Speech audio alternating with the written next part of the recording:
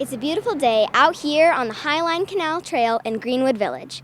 Many residents want to get outside and use the village's beautiful parks and trails when the weather is nice. However, runners, walkers, and cyclists may encounter wildlife when they are out and about, including coyotes.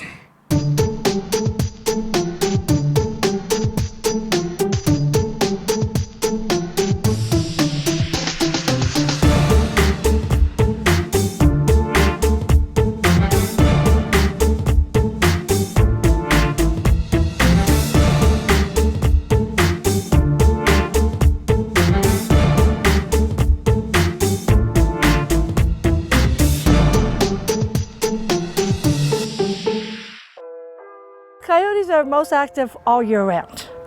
During the day, they're most active during the dusk hours and the dawn hours.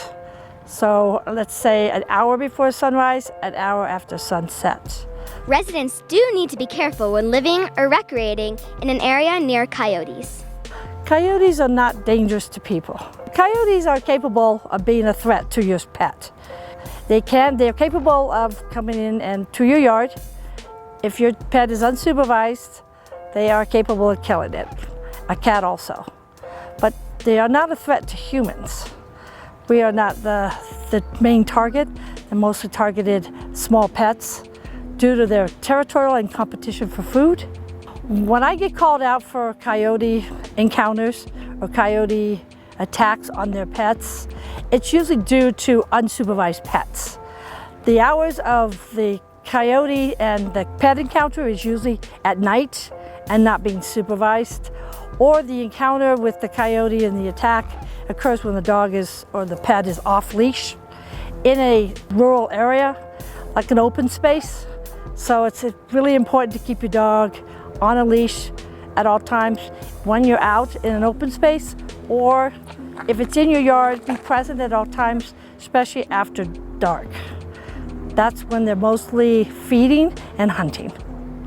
There are some common sense steps residents can take to avoid coming into conflict with coyotes. So the steps that the residents can take to prevent encounters with coyotes would be keeping your property free of attractants, keeping your landscaping groomed and clipped way back so there's no hiding places for them, such as bushes, overgrown grass, and weeds. They like to hide. It is never okay to feed coyotes. It's never okay to even draw or track coyotes to a feeding area in and around your property. It's best if you could remove any attractants of food away from your property, such as bird feeders, pet food. Even sources of water is an attractant to a coyote. So it's best if you remove any kind of food incentive, the coyote will move on and look for a different area to feed. The city of the Greenwood Village is educating the public. We do provide air horns to the citizens, so in case they are out and about in a space and they do have an encounter with a coyote, they're ready and prepared. And an air horn is similar to a very high-pitched compressed air coming out of a can. It's very loud and it's very unfamiliar to coyotes. They can be scared from 25 to 30 yards away before even getting close to wherever you're walking. The city of Greenwood Village has actually created a brochure that's educated the citizens on all the aspects of coyotes, from their activities each month of the year, their biological makeup, their activities, their hunting, and how to keep your pets safe. And we provide this to the citizens free of charge, and it's always available at City Hall.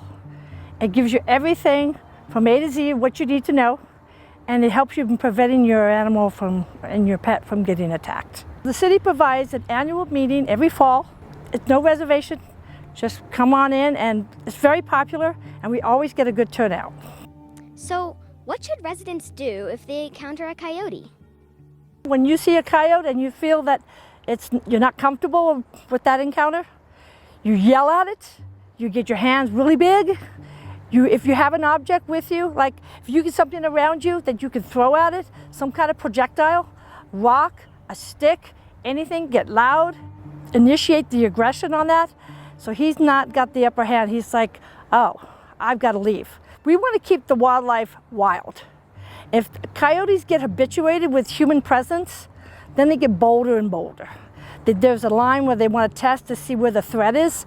If the threat is getting closer and closer to people, and people are not hazing them and scaring them off, and they feel they're not threatened, then that distance gets shorter and shorter. So you want to always, no matter if you see a coyote and you see it out in your yard, go outside and yell at it. Go outside and air horn it. Go outside and throw something at it. If you stay inside, there's no threat. But if you go outside, then you've taken your territory away from the coyote. Now he feels threatened.